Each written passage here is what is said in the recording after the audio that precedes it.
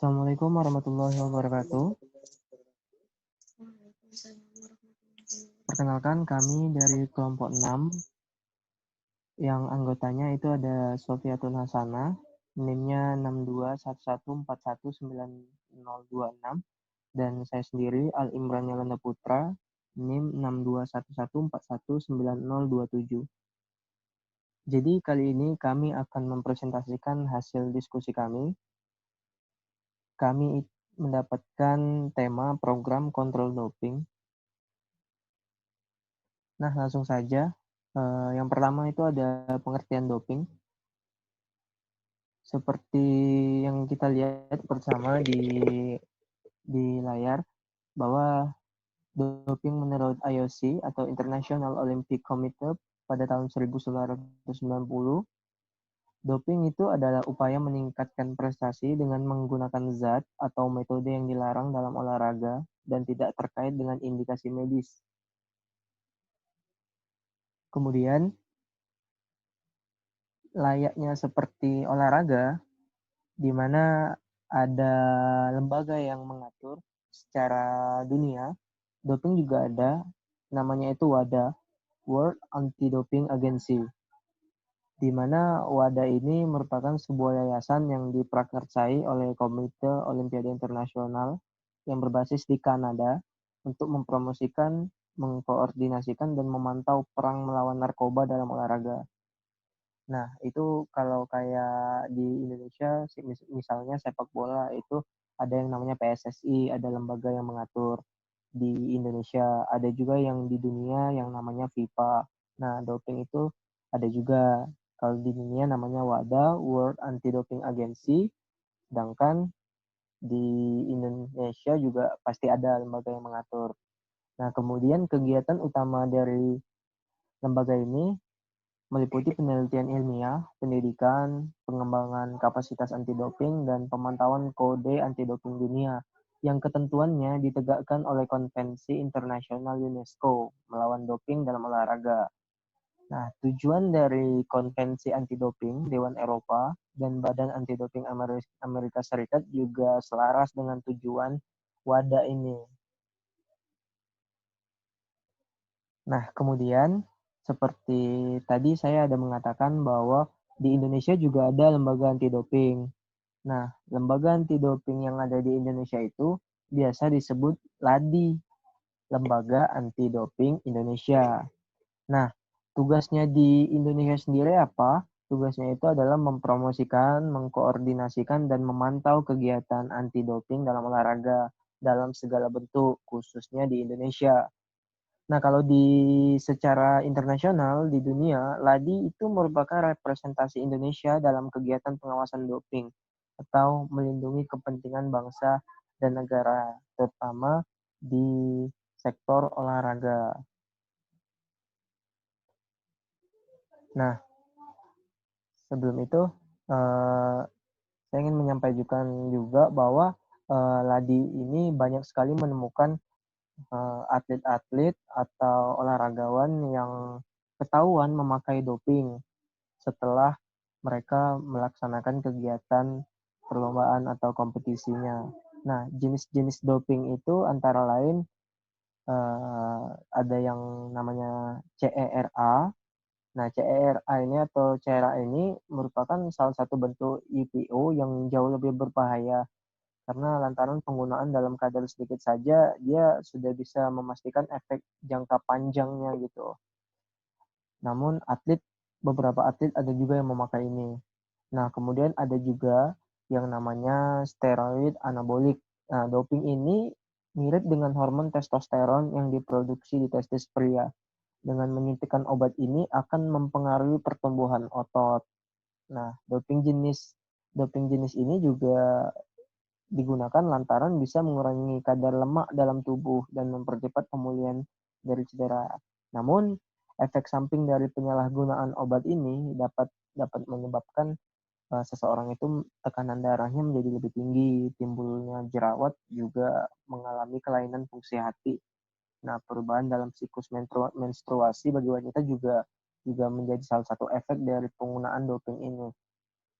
Nah, penurunan produksi sperma serta impotensi pada pria, gagal ginjal, dan sebagainya merupakan efek juga dari doping ini. Oke, kemudian untuk pembahasan selanjutnya, saya saya passing ke teman saya, partner saya. Silakan, Sophie. Ya, terima kasih Mas Putra. Saya melanjutkan untuk pemeriksaan doping.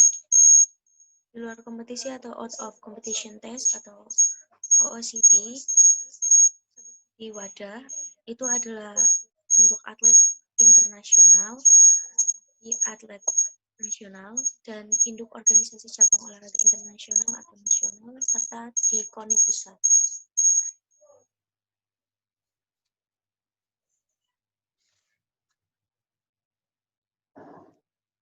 Kemudian manajemen hasil. Program menindaklanjuti temuan positif berupa sidang perkara kasus penggunaan doping, sidang banding jika diperlukan, kemudian dilakukan arbitrase internasional.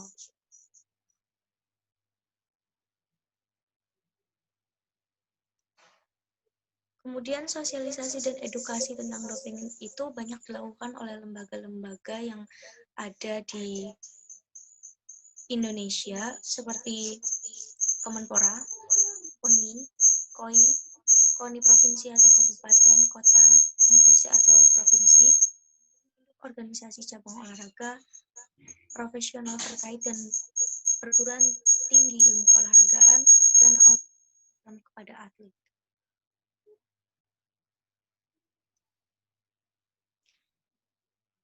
Edukasi anti doping bagi atlet senior, junior atau remaja dan pembinaan olahraga serta profesional terkait lain dilaksanakan dengan pendidikan menjelang kompetisi atau memusat latihan. Kemudian pembinaan olahraga melibatkan pelatihan tenaga medis dan manajer kontingen.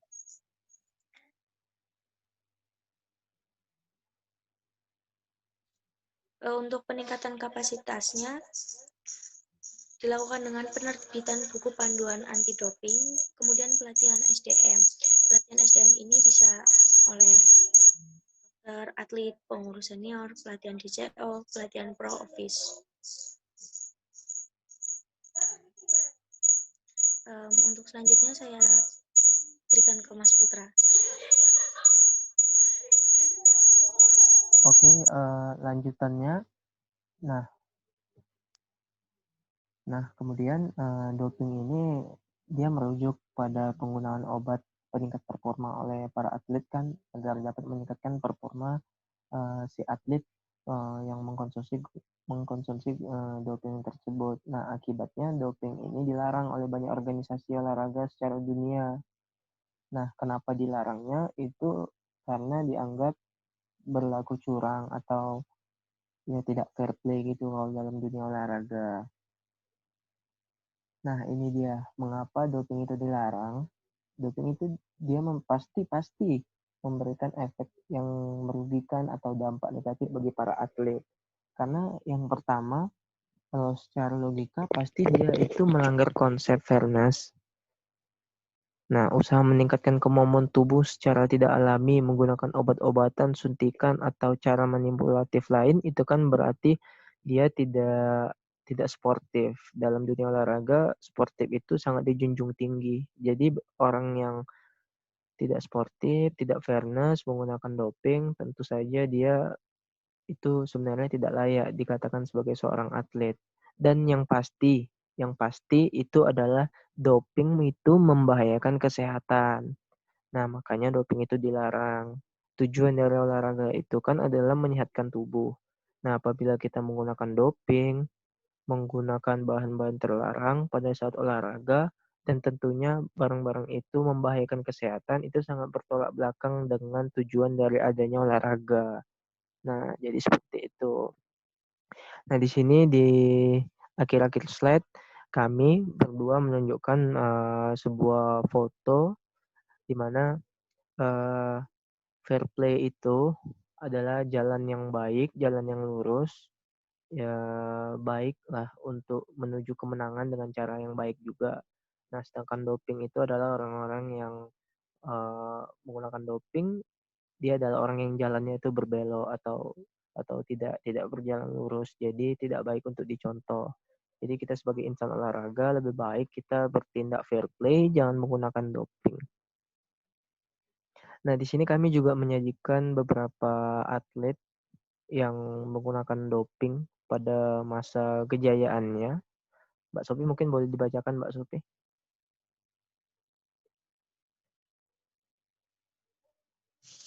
Nah ya, untuk atlet yang pernah menggunakan doping, ini banyak atlet yang terkenal yang menggunakan doping. Itu dari Kanada. Maaf, medali emas dari Kanada Ben Johnson, olahragawan Rusia Anton Galkin, antar peluru Irina Korzanenko, petinju asal Kenya David Moyesia, pemain sepak bola Diego Armando dan Maradona dan Claudio dari Argentina, Rodrigo Lara, Paulo Cesar Chavez, Aaron Galindo, dan Salvador Carmona dari Meksiko.